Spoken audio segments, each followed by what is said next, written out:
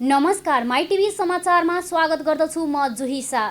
नेपाली कांग्रेसका सभापति शेरबहादुर देउवाले संवैधानिक अंग कब्जा गर्न खोजिए पनि अदालतले असंवैधानिक काम रोक्दै आएको बताएका छन्। राजधानीमा अन्तर्क्रियामा बोल्दै देउवाले संवैधानिक अंग कब्जा गर्न खोजे पनि अदालतले असंवैधानिक काम रोक्दै आएको दाबी गरेका हुन्। सम्बोधन गर्दै सभापति देउवाले राष्ट्रपति र प्रधानमन्त्रीको मिलेमतोमा गरिएको सांसद विघटनले मुलुक सङ्कटमा पारेको बताए। उनले आवश्यक परे जनपरिचालन गर्ने पनि बताए। संविधान सभाले निर्माण गरी जारी नेपालको संविधान आज प्रधानमन्त्री केपी शर्मा ओलीको शासकीय अहंकार र स्वेच्छाचारी निर्णय र कामका कारण सङ्कटमा रहेको देउवाले टिप्पणी गरेको छ। पूर्व प्रधानमन्त्री एवं नेपाली कांग्रेसका सभापति शेरबहादुर देउवाले प्रधानमन्त्री केपी शर्मा ओलीले अध्यादेशबाट देश चलाउन खोजेको आरोप लगाएका छन्। आज विपक्षी गठबन्धनले आयोजना गरेको सम्पादक तथा पत्रकारहरूसँग अन्तर्क्रिया गर्दै सभापति देउवाले प्रधानमन्त्रीले पटक पटक सांसद विघटन गरी अध्यादेश मार्फत देश चलाउन खोजेको आरोप लगाए। दुई पटक सांसद विघटन अध्यादेशबाट मुलुक सञ्चालन गर्ने खोज्ने काम भएको छ। यसले मुलुकलाई सङ्कटमा धकेल्ने काम भएको छ, सभापति देउवाले भने। महागढीमाई नगरपालिकाको आर्थिक वर्ष 2078-79 को 56 करोड 73 लाख 8 हजारको नीति तथा कार्यक्रम नगरपालिकाको उपमेयर तारादेवी कानुले प्रस्तुत गरेकी थिइन्। कार्यक्रममा बोल्दै नगर प्रमुख उपेन्द्र प्रसाद यादवले नगरको विकास गर्न आफू सदैव तयार रहने बताएका छन्। सबै वर्ग समेट्ने गरी आर्थिक मसान्तको बजेट ल्याएको बताए। विपक्षीले कुनै बाधा अड्चनको सृजना गरे पनि आफू विकासबाट कहिले पछि नहट्ने प्रतिबद्धता जनाएका छन्। नीति तथा कार्यक्रममा गाउँपालिका प्रमुख अतिथि राधे चन्द्र यादव, रमेश यादव, नगर प्रमुख उपेन्द्र यादव, उपमेयर तारादेवी कानु, प्रमुख प्रशासकीय अधिकृत परमहस यादव लगायतले शुभकामना दिएका थिए। वीरगञ्जको कलार्स रिसोर्टमा सम्पन्न भएको नगरसभाले आगामी आर्थिक वर्ष 2078-79 को लागि महानगरपालिकाले ल्याएको 3 अर्ब 55 करोड 39 लाख रुपैयाँको बजेट तथा नीति कार्यक्रम नगर उपप्रमुख शान्ति कार्कीले प्रस्तुत गरेकी थिइन्। महानगरको नगरसभामा पत्रकारिताबाट वीरगञ्ज क्षेत्र भित्रका विभिन्न विकास तथा भ्रष्टाचारहरूलाई उजागर गरेको भन्दै पर्साका 4 जना सञ्चारकर्मी सम्मानित भएका छन्। उपप्रमुख कार्कीले प्रस्तुत गरेको बजेट तथा नीति तथा कार्यक्रमको सहजीकरण महानगरका नगर प्रमुख विजय कुमार सराउगीले गरेका थिए। नगरसभामा प्रतीक दैनिकका प्रधान सम्पादक जगदीश शर्मा, रेडियो वीरगञ्जका कार्यकारी अध्यक्ष ध्रुव शाह, अनलाइन खबरका पत्रकार सुरेश बिडाडी र मध्य नेपाल साप्ताहिकका सम्पादक कविता खड्गालाई वीरगञ्ज महानगरपालिकाले सम्मान गरेको छ। वीरगञ्ज स्थित नारायणी अस्पताललाई वीरगञ्ज उद्योग वाणिज्य सङ्घले आज एक समारोहका बीच स्वास्थ्य उपकरणहरू हस्तान्तरण गरेको छ। वीरगञ्ज उद्योग वाणिज्य सङ्घका अध्यक्ष सुबोध कुमार गुप्ताले 3 थान मेडिकल अक्सिजन कन्सन्ट्रेटर र 2 थान पेसेन्ट मोनिटर नारायणी अस्पतालका medical superintendent doctor Virendra Bahadur प्रधानलाई हस्तान्तरण गर्नुभएको हो। विश्वव्यापी महामारीको रूपमा फैलिएको कोभिड-19 को सम्भावित तेस्रो लहरलाई मध्यनजर गर्दै उक्त उपकरणहरू हस्तान्तरण गरी गुप्ताले बताउनुभयो। हस्तान्तरण गर्दै सङ्घका अध्यक्ष गुप्ताले हस्तान्तरण गरिएका उपकरणहरू पूर्ण रूपमा सञ्चालनमा आउने आशा व्यक्त गर्नुभयो। पार्साको कालिकामाई गाउँपालिकामा विकासको नाममा व्यापक रूपमा अनियमितता भइरहेको छ। कागजमा उपभोक्ता समिति गठन गरी ठेकेदार मार्फत आषाढी विकास निर्माणको कार्य भइरहेको हो। गाउँपालिकामा अनियमितता र भ्रष्टाचार भइरहेको स्थानीयको गुनासो बढेपछि कार्यपालिकाको कार्य हरिहरपुर बिर्ता पुगेर आर्थिक वर्ष 2077-78 मा सञ्चालनमा रहेको विकास निर्माण सम्बन्ध जानकारी लिन कार्यालयमा भेटिएका कर्मचारीहरूले बताउन मानेनन्। गाउँपालिकामा सञ्चालित थुप्रै विकास निर्माण र सामग्री खरिदको सूचना गाउँपालिकाको वेबसाइटमा पनि राखिएको छैन। गाउँपालिकाका सूचना अधिकारी अमित चौरसियासँग सूचना माग गर्दै आफूलाई जानकारी नभएको बताए। वीरगञ्ज भन्सार कार्यालयबाट चालु आर्थिक वर्ष 2077-78 को 11 महिनामा 44 अर्ब रुपैयाँ भन्दा बढीको नेपाली उत्पादन भारत तथा तेस्रो मुलुक निर्यात भएको छ। निर्यात भएका माल वस्तुहरू चालु आर्थिक वर्ष 2076-77 को सोही अवधिको तुलनामा 51% वृद्धि भएको वीरगञ्ज भन्सारको तथ्याङ्कले देखाएको छ।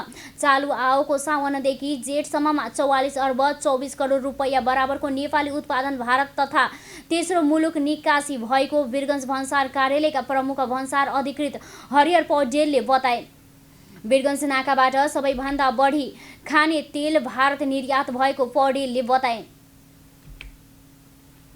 प्रधानमन्त्री केपी शर्मा ओलीले मन्त्रीहरूको जिम्मेवारी हेरफेर गरेका छन्। उनले रक्षा र परराष्ट्र मन्त्रालय आफैसँग राखेका छन्। त्यस्तै उपप्रधानमन्त्री विष्णु पौडेललाई अर्थ, उद्योग, वाणिज्य तथा आपूर्ति, ऊर्जा, जलस्रोत तथा सिँचाइ र गृह मन्त्रालयको जिम्मेवारी दिएका प्रधानमन्त्री निकट स्रोतले जानकारी दिएको छ। त्यस्तै मन्त्री कृष्णगोपाल श्रेष्ठलाई वन तथा वातावरण, युवा तथा खेलकुद, शिक्षा, श्रम, रोजगार र स्वास्थ्य मन्त्रालयको जिम्मेवारी दिएका छन्। ल मन्त्री वसन्त कुमार नेवाङलाई कृषि तथा पशुपन्छी विकास, खानेपानी, भौतिक पूर्वाधार, सञ्चार तथा सूचना प्रविधि र शहरी विकास मन्त्रालयको जिम्मेवारी दिएका छन्। सरकारले निशुल्क नयाँ पाठ्यपुस्तक विद्यार्थीहरूलाई वितरण गर्न सामुदायिक विद्यालय र स्थानीय तहलाई निर्देशन दिएको छ। शुल्क लिएको गुनासो आएको भन्दै बिहीबार शिक्षा तथा मानव स्रोत विकास केन्द्रले एक सूचना जारी गरी शुल्क नलिने निर्देशन दिएको हो। सबै वर्गका विद्यार्थीहरूको पहिलो आवश्यकता पाठ्यपुस्तक भएकाले निशुल्क पाठ्यपुस्तक उपलब्ध गराउने प्रयोजनका लागि सम्बन्धित स्थानीय तहको खातामा बजेट पठाइसकेको केन्द्रले जानकारी दिएको छ। कतिपय स्थानीय तह र विद्यालयहरूले पाठ्यपुस्तक विकास केन्द्रबाट प्रकाशन र जनक शिक्षा सामग्री केन्द्र तथा स्वीकृति निजी मुद्रक तथा प्रकाशकबाट छपाई भएका निशुल्क प्रयोजनका पाठ्यपुस्तक अभिभावकसँग थप शुल्क लिएको गुनासो आएको छ। सूचनामा भनिएको छ, विकास केन्द्रबाट प्रकाशन भएको पाठ्यपुस्तक निशुल्क वितरण गर्ने व्यवस्था मिलाइदिनुहुन अनुरोध छ। जनकपुर धाम उपमहानगरपालिकाको बजेट विवादित बनेको छ। नगरसभामा बजेट प्रस्तुत गर्दा आवव्यय विवरण प्रस्तुत नगरेको भन्दै जनप्रतिनिधिले नै विरोध गरेपछि बजेट विवादित बनेको हो। नगरपालिकाले चालु आर्थिक वर्षको आयव्यय प्रस्तुत नगरी बजेट सभा सम्पन्न गरेको भन्दै सभा हलभित्रै नाराबाजी भएको हो। नाराबाजी गर्नलाई मेयर लालकिशोर शाहले सम्झाउने प्रयास गरेका थिए, तर उनीहरूले सबै हिसाब फेहरिसित सार्वजनिक नगर्ने आन्दोलन गर्ने चेतावनी दिएका छन्। नगरसभामा मेयर शाहले नीति तथा कार्यक्रम प्रस्तुत गरेका थिए। उनले आफ्नै नामबाट केही कार्यक्रम सञ्चालन गर्ने बताएका छन्।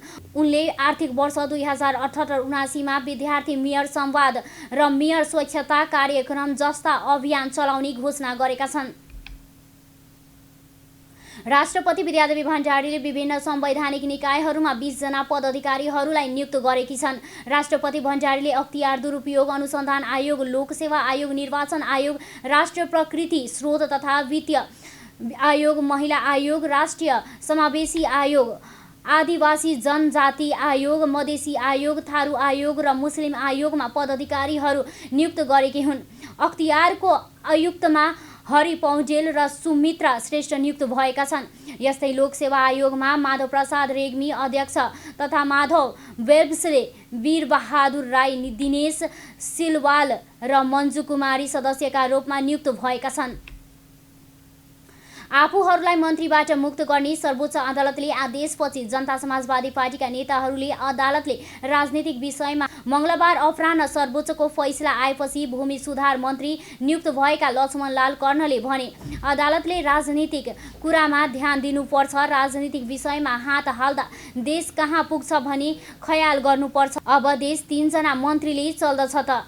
सर्वोच्च अदालतले प्रधानमन्त्री केपी शर्मा ओलीले पछिल्लो समय गरेको मन्त्री परिषद विस्तार खारेज गरेर 20 मन्त्रीलाई पदमुक्त गर्न अन्तरिम आदेश दिएसँगै ओली नेतृत्वको सरकारका 5 सदस्यमा समिति सर्वोच्च अदालतले प्रधानमन्त्री केपी शर्मा ओलीले पछिल्लो समय गरेको मन्त्री परिषद विस्तार खारेज गरेर 20 मन्त्रीलाई पदमुक्त गर्न अन्तरिम आदेश दिएसँगै ओली नेतृत्वको सरकार 5 सदस्यमा सीमित भएको छ।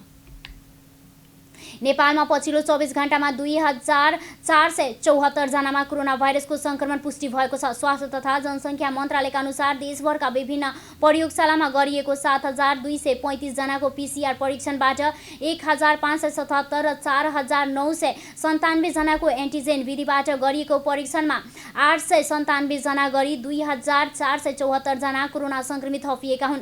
पछिल्लो 24 घण्टामा थप 24 जना कोरोना संक्रमितको मृत्यु भएको छ। सोही अवधिमा देशभरका विभिन्न अस्पतालबाट 2518 जना कोरोना संक्रमित निको भएर डिस्चार्ज भएको मन्त्रालयको तथ्याङ्कमा उल्लेख छ। अब अन्तर्राष्ट्रिय खबर। अमेरिकाले क्युबामाथि लगाउँदै आएको नाकाबन्दी हटाउने सम्बन्धित प्रस्तावको पक्षमा नेपाल सहित विश्वका 184 देशले मतदान गरेका छन्। संयुक्त राष्ट्र संघ सो प्रस्तावमाथि बुधबार मतदान भएको हो। सो प्रस्तावको पक्षमा नेपाल सहितका देशले मतदान गरे पनि अमेरिकाले भने विपक्षमा मत दिएको छ। नाकाबन्दी हटाउने प्रस्तावको विपक्षमा अमेरिकासँगै इजरायलले पनि मत दिएको छ।